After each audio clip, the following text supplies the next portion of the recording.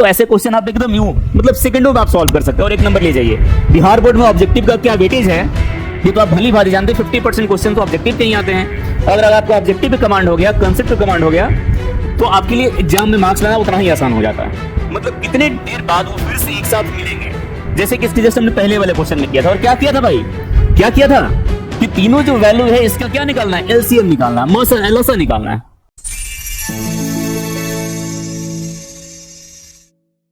स्वागत है सभी का आशीष पब्लिकेशन के इस यूट्यूब चैनल पे। और इसके पहले वाले वीडियो में हमने क्लास 10th का जो मैथ्स हम लोग कर रहे थे, तो इसके पहले वाले वीडियो में हमने किया था एक्सरसाइज 1.1 और 1.2 दो हमने किया था।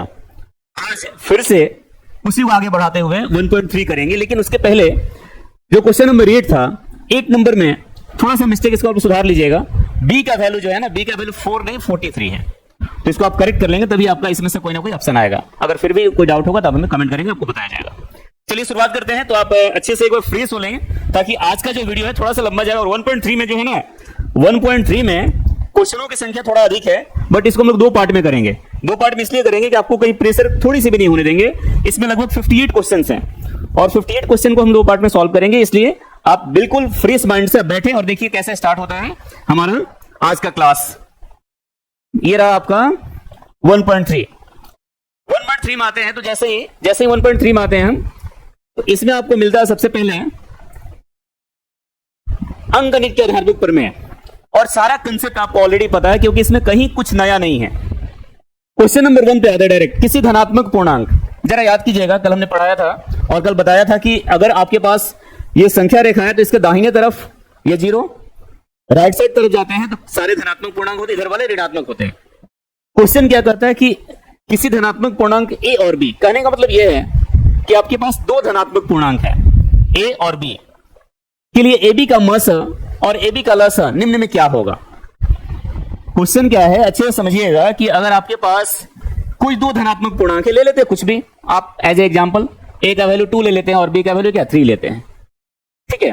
तो ए और बी का मींस 2 और 3 का मस, ए बी का मस और ए बी का लस कौन सा होगा। मतलब इसका अगर एचसीएफ निकाले या एलसीएम निकाले, तो 2 और 3 का अगर एलसीएम निकालते हैं आप, 2 और 3 का एलसीएम निकालिए तो कटेगा नहीं ना, ये 2 into 3 मींस 6 हो जाएगा। और अगर मसर की बात करते हैं 2 और 3 का, तो अभी आपका कितना होता है 6 होता है। तो 6 कैसे है भाई, 2 से 3 को गुना किया गया, मतलब a इंटू बी। तो आपको क्लियर कट दिखाई दे रहा है कि option number C is correct. ये ऑप्शन नंबर सी हमारा सही है। तो ऐसे क्वेश्चन बहुत आसानी से हम सॉल्व कर सकते हैं अगर आपके कंसेप्ट क्लियर हो तो। और उसके लिए हम हैं और आप मिलकर के वर्क करेंगे तो बिल्कुल सारे कंसेप्ट जो है आसानी से समझ में आएंगे, सारे कंसेप्ट समझ में आएगा। इसके बाद अगला क्वेश्चन, क्वेश्चन नंबर 2, दूसरा जो है ये देखिए बिल्कुल कंसेप्चुअल क्वेश्चन है। अगर आपका कंसेप्ट क्लियर है तभी आप कर सकते हैं। दो परिमेय संख्या के बीच अधिकतम कितनी परिमेय संख्या होती है। अगर आपके पास दो परिमेय संख्या है, जैसे 2/3, 5/7, तो इसके बीच अनगिनत परिमेय संख्या होता है। आपने पढ़ा होगा ये। इसमें ये बहुत ही इजी है, इसमें ऑप्शन नंबर आप डी कर सकते हैं। इसके बाद जैसे अगले क्वेश्चन में हम आते हैं, तो अगला क्वेश्चन जो आपका है क्वेश्चन नंबर 3, ये थोड़ा सा लंबा दिख रहा है, बट जब आप पढ़िएगा इस क्वेश्चन को तो उतना ही आसान दिखेगा। देखने में केवल बड़ा है, तो आप थोड़ा सा पढ़िए, क्वेश्चन को पढ़िए। कहता क्या है क्वेश्चन, ये कहता है कि वृत्ताकार पट, ये पाठ नहीं, ये पट है, पथ, वृत्ताकार पथ पर 3 धावक एक स्थान से दौड़ना, इसको दौड़ना कर लीजिएगा, थोड़ा सा मिस्टेक है, इसको नेक्स्ट टाइम से कोशिश किया जाएगा कि सारी चीजें जो है सुधारी जाए और आप इसको थोड़ा सा प्लीज सुधार लेंगे। वृत्ताकार पथ पर 3 धावक एक ही स्थान से दौड़ना प्रारंभ करते हैं। एक चक्कर लगाने में क्रमशः 3 आवर्स, 4 आवर्स एवं 8 आवर्स समय लगता है, समय लगता है। एक वृत्ताकार पथ है, 3 धावक है, मान लेते हैं ए, बी और सी, ये तीनों एक ही स्थान से दौड़ना प्रारंभ करते हैं। ए को जो टाइम लगता है, ए को लगता है 3 घंटे का टाइम, डी को लगता है 4 घंटे का टाइम और सी को लगता है 8 घंटे का टाइम। ये थोड़ा स्लो है ना। ए 3 घंटे में इसका पूरा चक्कर लगाता है। बात बी की करें तो बी जो है 3 घंटे में इसका एक राउंड लगाता है और सी जो है सी 8 घंटे में लगाता है। ऐसे क्वेश्चन कहीं भी अगर मिलेंगे भाई, ऐसे क्वेश्चन और आपको मिलेंगे कि एक ट्रैफिक लाइट जो है जहां पर रेड, ग्रीन और येलो 3 लाइट हैं, वो इतने इतने के इंटरवल पर, इतने इतने मिनट के अंतराल पर या इतने सेकंड के अंतराल पर जलती है। अगर वो तीनों एक साथ जल गई तो अगली बार कब जलेंगी। तो ऐसे क्वेश्चन जब मिलते हैं तो इसमें कुछ नहीं करना, बस आप इन तीनों का जो वैल्यू दिए हैं 3, 4, 8, तीनों का एलसीएम निकाल लो, मतलब लसा निकाल लो। इन तीनों का लसा निकालिए, जो आपका आएगा वही आपका आंसर होगा।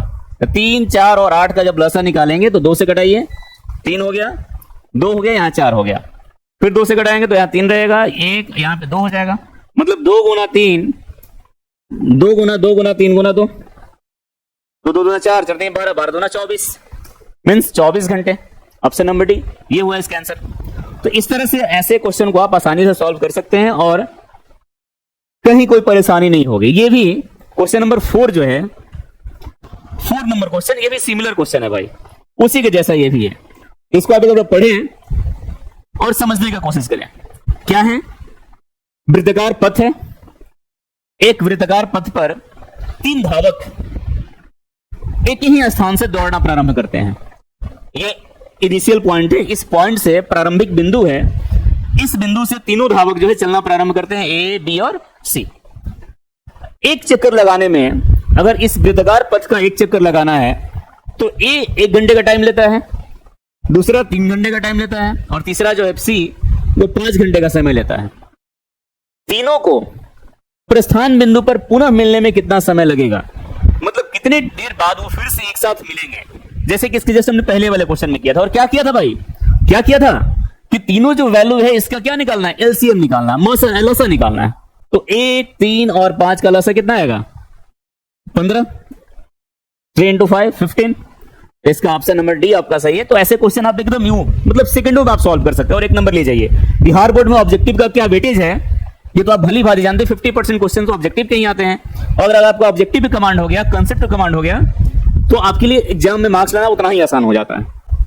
और उसको हम आपको करवा देंगे, आपको और अपना समय दीजिए और देखिए कैसे आपकी तैयारी होती है।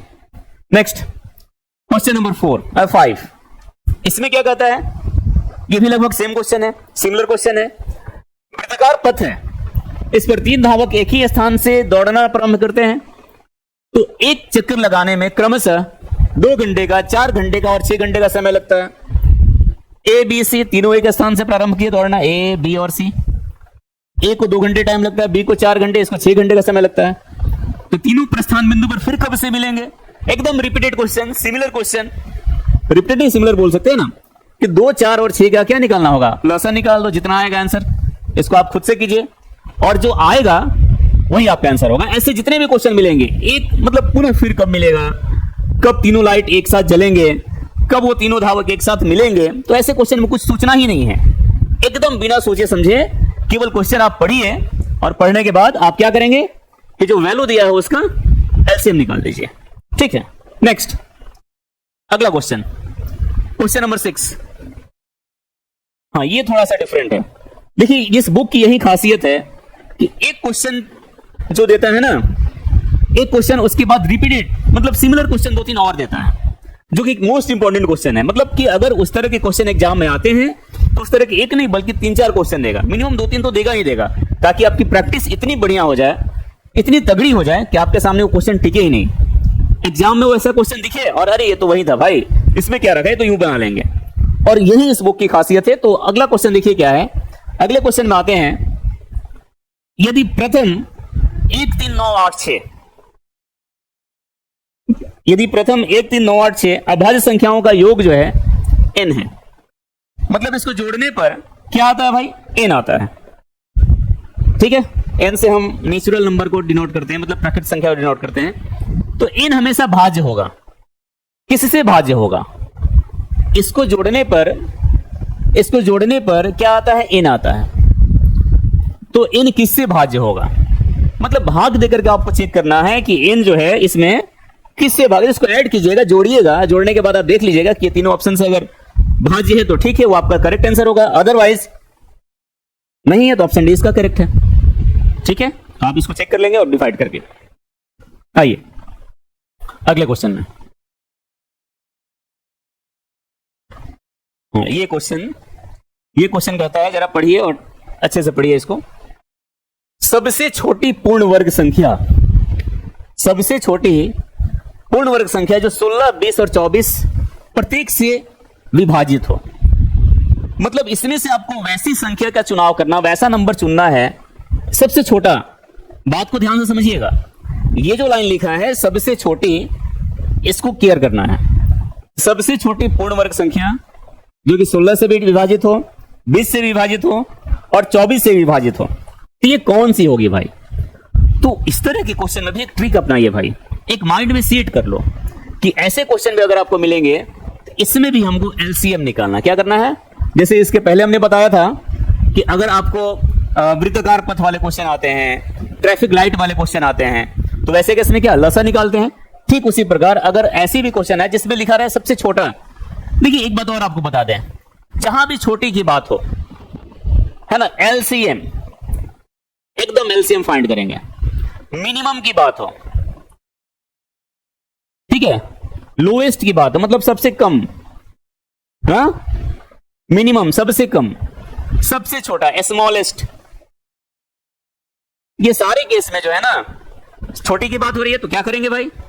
सीधे से आप एलसीएम फाइंड कीजिएगा। एलसीएम इसका फाइंड कीजिएगा तो इसका आंसर आएगा डी, क्योंकि 16, 20 और 24 का लसा कितना होता है, जब निकालोगे तो इसका आंसर आएगा 3600। ठीक, उसको सीजिए। और जैसे मिनिमम, लोएस्ट, स्मॉलेस्ट में एलसीएम निकालते हैं, और यही अगर एचसीएफ की बात होगा तो उसमें हाईएस्ट मतलब महत्तम दिया रहेगा, महत्तम, सर्वाधिक, सबसे अधिक, तो वैसे केस में हम एचसीएफ फाइंड करेंगे, मतलब महत्तम निकालेंगे। ठीक है, वो क्वेश्चन अगर हम देखेंगे। फिलहाल यहां तक अगर कहीं पे डाउट हो किसी भी क्वेश्चन में आप कमेंट बताइएगा, नेक्स्ट क्लास में उसको हम क्लियर करेंगे। अगला क्वेश्चन जो हमारा है वो है आपका क्वेश्चन नंबर 8, 8वां। ये क्वेश्चन कहता है कि दो संख्याओं का लघुत्तम समापवर्तक means LCM of two numbers, दो नंबर का लसा इसके मौसा से मतलब एचसीएफ से 14 टाइम्स है, मतलब 14 गुना है। दो संख्याओं का लसा उसके मौसा का 14 गुना है, और इनके लसा और मौसा का जोड़ मतलब एलसीएम और एचसीएफ को अगर जोड़ते हैं तो कितना आता है? 600 आता है। और एक संख्या जो है 280 है, तो दूसरी संख्या निकालना है। क्या क्या डेटा दिया जरा समझिएगा। इनके लसा और मसा का जोड़, लसा का और मसा का जोड़ कितना दिया है भाई? देखिए, एलसीएम प्लस एचसीएफ, लसा और मसा का जोड़ है 600। इसके बाद जब लसा और मसा का जोड़ 600 है और उसमें से एक संख्या जो दिया है कितना दिया? 280।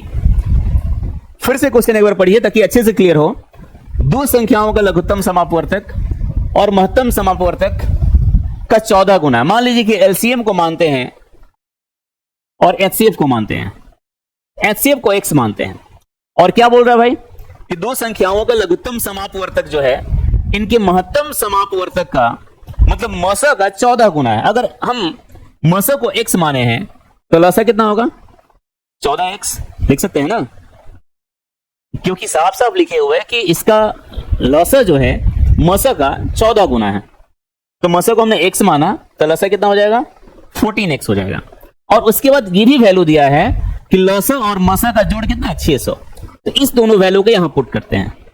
लसा का वैल्यू कितना होगा? एलसीएम का वैल्यू 14x और एचसीएफ कितना x है, इज इक्वल टू 600। अब इसको सॉल्व कीजिए भाई। जब इसको सॉल्व करते हैं तो 14x और x 15x is equal to 600। x का जब वैल्यू निकालिएगा 600 बाई 15 कटाइएगा तो 40। x का मान कितना आ गया? 40। x का मान कितना आ गया? 40। अब क्या बोल रहा है? एक संख्या जो है 280 है। एक संख्या कितना है? 280। तो दूसरी संख्या क्या है? अब देखिए, इसके बाद हमारे पास क्या क्या वैल्यू है? लसा का वैल्यू है कितना? लसा आपके पास है 14x। 14x निकालिए पहले, 14 इंटू 40, क्योंकि x का मान कितना? 40 है। एचसीएफ कितना? x है, तो डायरेक्ट इसको 40 रख सकते हैं, है ना। ये लसा और मसा का मान आ रहा है। ये हो जाएगा 1456, 560, और ये हो जाएगा आपका 40। एलसीएम का वैल्यू 560 और एचसीएफ का वैल्यू कितना? 40 है। अब हमारे पास जो वैल्यू है, थोड़ा सा चेंज करते हैं, आपको दिखेगा अच्छी तरह से। अब हमारे पास जो वैल्यू है भाई क्या क्या है देखो। एलसीएम दिया हुआ है, एलसीएम का वैल्यू 560 हो गया, एचसीएफ का वैल्यू हो गया 40, और एक चीज और दिया है कि एक संख्या, इसमें से एक संख्या मतलब पहली जो संख्या है वो कितना है? लिख सकते हैं इसको पहली संख्या ये 280, ठीक है। तो आपको दूसरी संख्या बतानी है क्या होगी, दूसरी संख्या का मान क्या होगा। ये फॉर्मूला आपने पढ़ा था, क्या पढ़ा था, पहली संख्या गुना दूसरी संख्या is equal to HCF into LCM। ये चीजें आपको ऑलरेडी पता होगा। इससे वैल्यू पुट कीजिए, इस पे जैसे ही वैल्यू पुट करेंगे तो आपका आंसर आ जाएगा। पहली संख्या का मान कितना 280, 280 को पुट कीजिए इस पे। पहली संख्या का मान 280, पहली संख्या का मान है 280।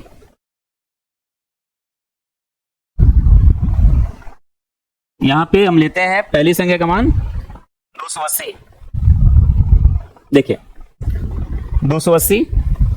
दूसरी संख्या का मान नहीं मालूम है, इसको छोड़ देते हैं वैसे ही। यहां पे इसको x मान लेते हैं। HCF का मान कितना है 40, ये 40 हो जाएगा। और LCM कितना है 560। अब आपको x का वैल्यू निकालना, तो 40 इंटू 560 बाई में 280, 0 0 कैंसिल, 28 से कटेगा 2 बार में, मतलब 40 गुना 2, आंसर कितना है 80 आएगा। ये थोड़ा सा लंबा था बट क्वेश्चन आसान था, आप इसको आसानी से सॉल्व कर सकते हैं। यानी कि इसका ऑप्शन नंबर बी जो है ये सही है, ठीक है। उम्मीद करते हैं आपको सारा कुछ समझ में आ रहा होगा। अब आइए नेक्स्ट क्वेश्चन में आते हैं। अगला क्वेश्चन जो हमारा मिलेगा वो है आपका क्वेश्चन नंबर 9। हाँ ये देखिए, ये क्वेश्चन थोड़ा सा डिफरेंट है। 9 नंबर जो क्वेश्चन है ये है कि 6x to the power 4y और दूसरा नंबर है 12xy,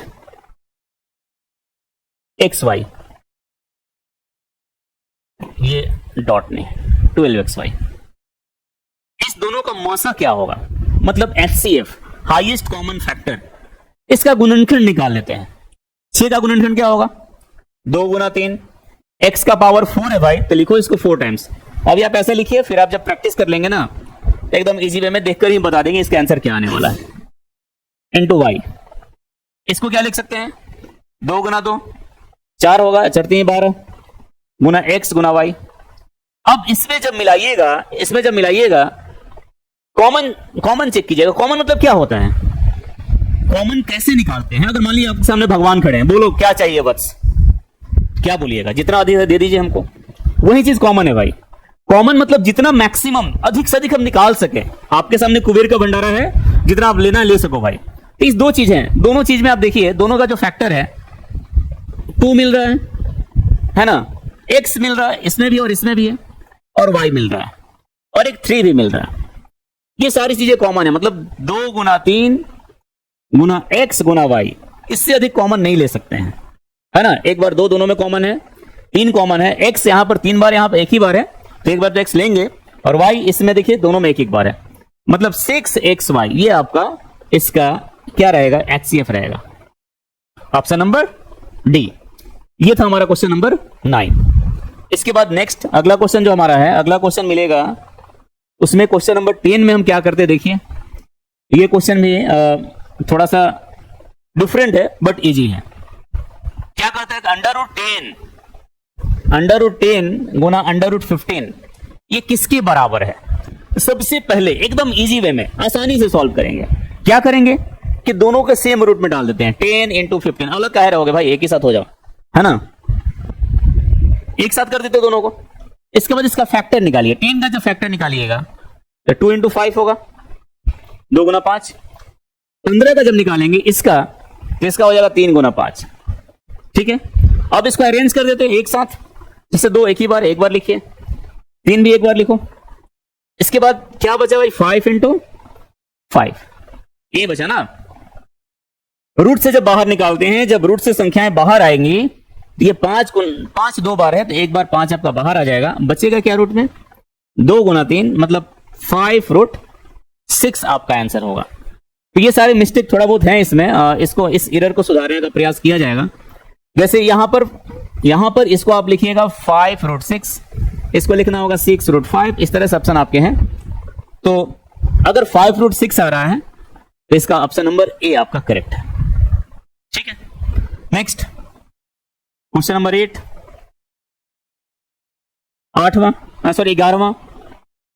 11वां नंबर क्वेश्चन में है कि 64 के वर्गमूल मतलब स्क्वायर ऑफ 64, 64 का स्क्वायर एकदम स्लोली पढ़ा रहे हैं, स्पीड तो बिल्कुल स्पीडली नहीं पढ़ा रहे हैं, ताकि आपको एक एक चीजें जो है, अभी स्टार्टिंग है, एक एक चीजें जब दिमाग में बैठ जाएंगे तो आगे चल के हम मतलब तेज भी चलेंगे तो कोई दिक्कत आपको नहीं होने वाली है। तो 64 का वर्गमूल को 64 के घनमूल से भाग देने पर, ठीक है, 64 के वर्गमूल को 64 के घनमूल से भाग देने पर मान क्या होगा? सॉरी वर्ग नहीं, इसमें वर्गमूल पूछ रहा था, ठीक है, तो वर्गमूल निकालना होगा। हमने यहाँ पे वर्ग निकाला था थोड़ा सा, इसको आप वर्गमूल कर लीजिए। वर्गमूल करेंगे तो 64 का वर्गमूल क्या आएगा? ऐसे, और 64 का घनमूल, ये आपका घनमूल हो गया। इसको जब भाग देते हैं तो क्या होगा? 64 का क्या होता है भाई? 8 का होता है। और जब आप इसको आप रूट से बाहर निकालते हैं, ऐसे देखिए, ऐसे देखिए, ऐसे, इसको अगर ऐसे देखते हैं तो फैक्टर निकालते हैं पहले। 64 को क्या लिख सकते हैं? 8 इंटू 8।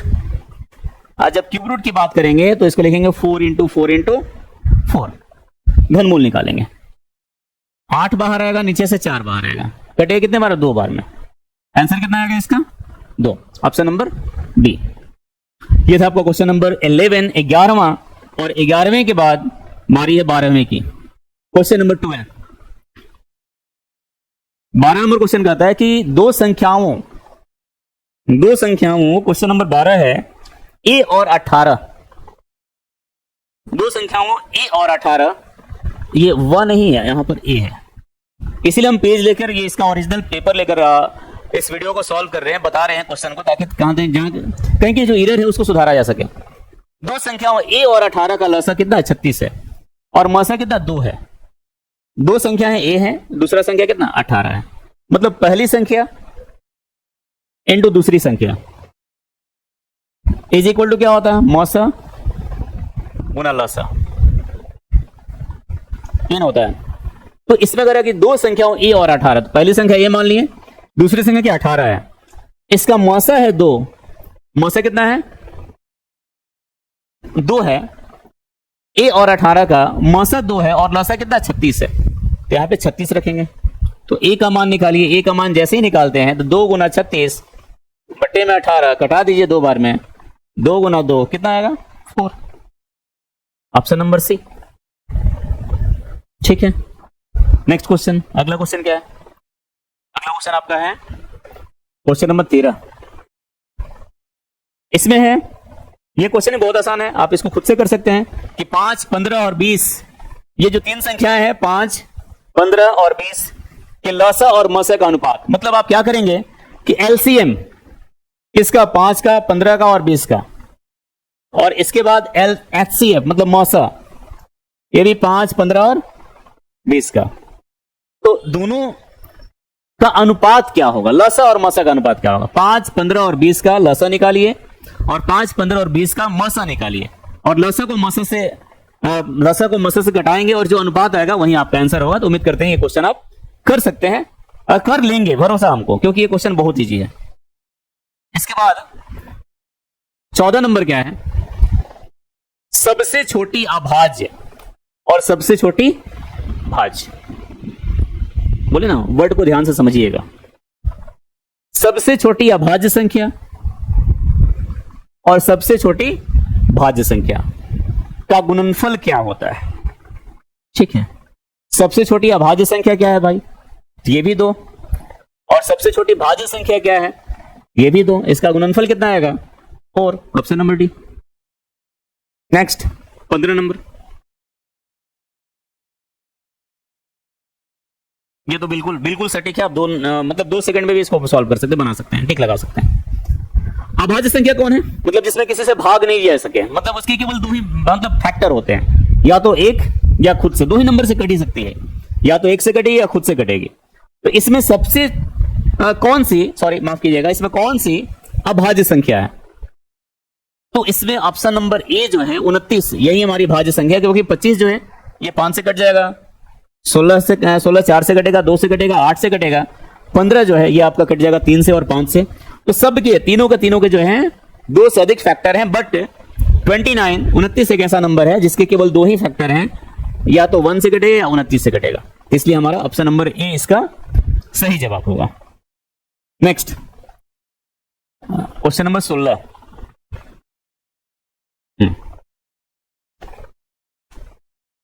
16 नंबर क्वेश्चन जो है, किसी पूर्णांक m के लिए सम संख्या का रूप है। सम संख्या मतलब क्या भाई?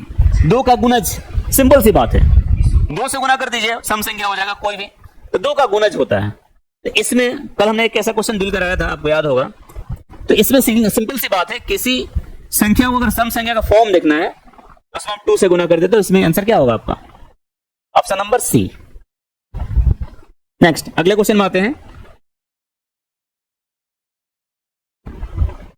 17 नंबर देखिए, यहां भी कहीं ना कहीं थोड़ा मिस्टेक है, मिसप्रिंटिंग यहां भी है।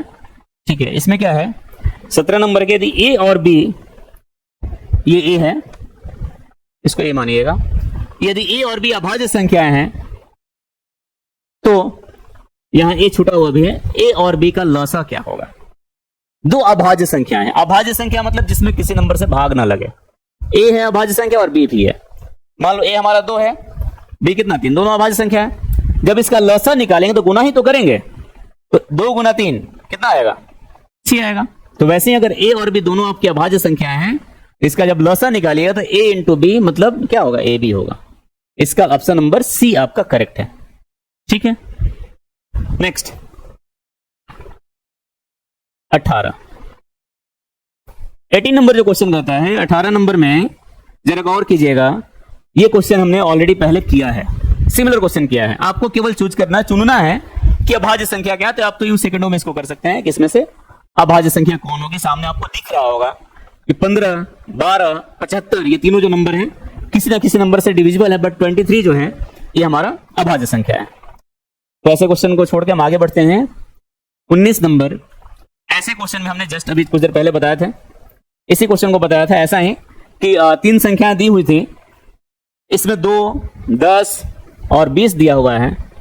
तो इन तीनों संख्याओं का लसा और मसा का अनुपात क्या होगा? लसा निकाल लीजिए, मतलब एलसीएम किसका? 2 का, 10 का और 20 का। और एचसीएफ मतलब मसा किसका? 2 का, 10 का और 20 का। जितना आएगा उसको लिखिएगा, उसको शॉर्टेस्ट फॉर्म में मतलब सरलतम रूप में लिख करके कटा करके जो आएगा वो आपका आंसर होगा। जैसे एलसीएम 2, 10, 20 का क्या आएगा, मसा क्या आएगा तीनों का, इसके बाद उसको अनुपात के रूप में लिख देना है। ठीक है, नेक्स्ट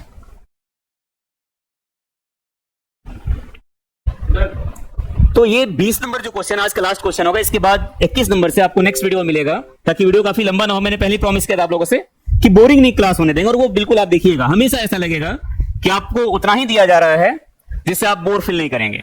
ये क्वेश्चन क्या है भाई कि 65 और 117 का मौसा जो है वो इस फॉर्म में है। कितना दिया है? 65m - 117। तो इसका सबसे पहले 65 का और 117 का मौसा निकालते हैं। एक बार में 65, 2 और यहां 5। 65 से घटाइएगा, 65 को घटाइएगा, एक बार में 52, कितना बचेगा? 3, 13, फिर 52 हो जाएगा। 4 बार में 52, 0, मतलब दोनों का मौसा कितना आ गया? 13 आ गया। 65 और 117 का मौसा कितना है? 13 है। तो यहां पर 65m कौन सा वैल्यू पुट करेंगे भाई? m का वैल्यू क्या आएगा जिसमें से m का वैल्यू क्या रखें कि जिसमें से 65, मान लीजिए कि भाई ऑप्शन सॉल्व करते हैं और 1 पुट करते हैं m की जगह पे। जब 1 मान रखेंगे -117 तो आ जाएगा 65 - 117। ये वैल्यू आपका निगेटिव आएगा। चलिए, ये आपका गलत हो गया। दूसरा, अगली बार 2 रखते हैं। 65 × 2 -117 मीन्स 130 - 117। जब इसको माइनस करेंगे तो वैल्यू कितना आएगा? 13। ये देखिए आपका आ गया। मतलब ये हुआ कि अगर m की जगह, इस m की जगह अगर आप 2 पुट कर देते हैं तो क्या हो जाएगा? 65 × 2 -117 मीन्स 130 - 117। वैल्यू कितना आएगा? 13, जो कि इसका मौसा आ रहा है। इसका मतलब यह है कि ऑप्शन नंबर 2 जो है आपका करेक्ट है। और ऐसे क्वेश्चन को आप इस तरह से आसानी से सॉल्व कर सकते हैं। ठीक है, तो आज के इस वीडियो में इतना ही। अगले वीडियो में हम आगे के क्वेश्चन की बात करेंगे। बहुत बहुत धन्यवाद।